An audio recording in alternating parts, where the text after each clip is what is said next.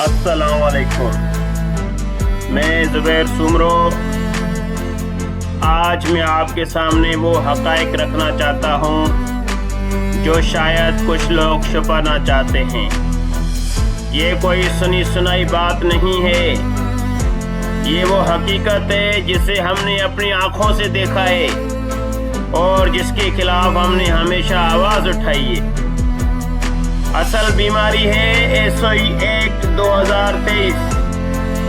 ये एक्ट इदारों की इस्लाह के लिए बनाया गया था, मगर उसको करप्ट माफिया ने अपने मफादात के लिए इस्तेमाल किया।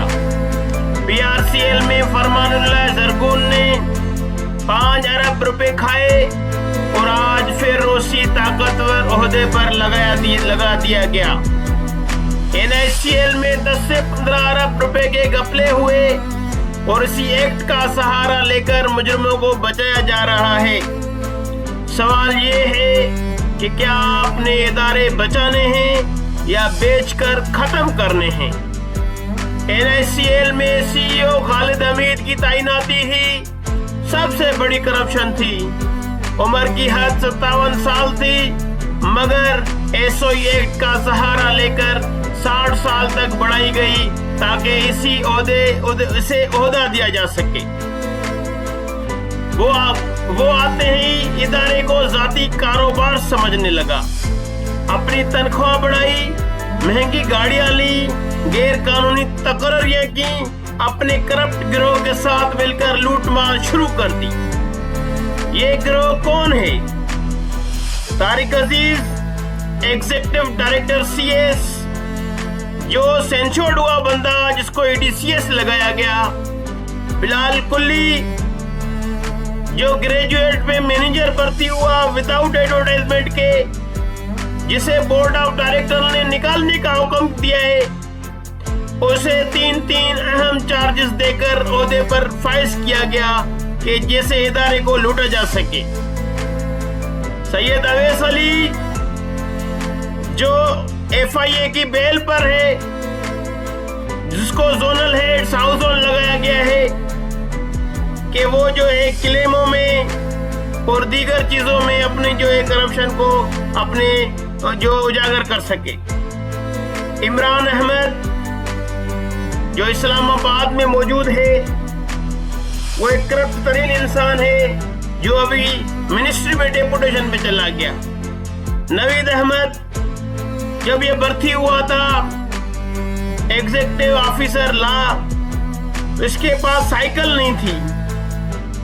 अब उसने अपने ही लोगों को लीगल चक्रों में फंसाकर अभी बंगले और गाड़ियों का मालिक बन गया।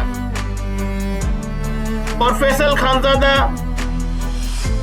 जो अभी ताजा उसने 5-6 करोड़ का बंगला बनाया है। ये सब पैसे कहां से आए? ये इदारे से लूटी हुई रकम के ये सारी चीजें इन लोगों ने की। ये लोग इदारे के अंदर अपने मनपसंद फैसले करते हैं, अपने बंदे आगे लाते हैं और सच बोलने वाले को इंतकाम का निशाना बनाते हैं। मेरे भाइयों, यहाँ पिकनिक के नाम पर करोड़ों रुपए उड़ाए गए, पार्टीज के नाम पर पैसे बहाए गए, गैर जरूरी गैर मुल्की दौरे किए गए, करोड़ों रुपए उस पे लुटाए गए, पेपरा रूल्स की कवानीन की खिलाफ वर्जियां की गई और जाती सिक्योरिटी पर भी सरकारी पैसे लगाए गए। क्यों? ये इनके बाप का इदारा है, ये कौमी इदारा है, इसका एक पैसे का हिसाब देना होता है। लेकिन इन्होंने SOE एक्ट का मिसयूज करके इन्होंने अपनी बाप की जागीर समझ लिए।